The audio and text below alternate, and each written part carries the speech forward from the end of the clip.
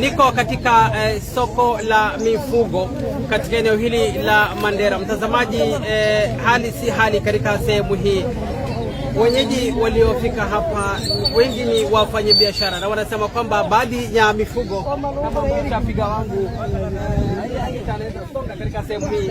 Ukiangalia sehemu hii, baadhi ya mbuzi zimetoka katika taifa jirani la Ethiopia na zimetolewa kule kwa sababu ya hali iko ama hakuna ukame ukilinganisha na taifa hili la Kenya. Na ukiangalia upande huu, mbuzi ambao tunapata katika sehemu hii ya Kenya ama mpaka wa Kenya na Somalia ina taswira kama hii. Kwa hivyo iko hali dhaifu sana. Kwa hivyo wacha tuulize, ndugu, habari yako? Bei ya mbuzi ni ngapi? Hii mbuzi unaweza ni 500. 600.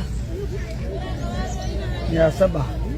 Unauza 500, 600, 700. Bei ya mbuzi. Hata tumekosa sana.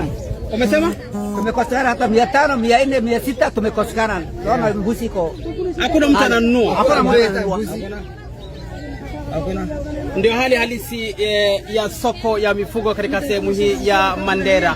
Mtazamaji, tutakuwa tunazuru maeneo mengine kama vile Ramu, Banisa, Takaba, Arabia, Fino, Elwak ili kuweza kukupa taswira kamili ya hali ilivyo katika sehemu hii. Kitu cha muhimu kwa sasa, wanasema kwamba wangependa serikali kuu na ile serikali ya county au local government, kile wanasema waweze kusaidia wakazi walio mashinani na maji na pia angalau wapate nyasi.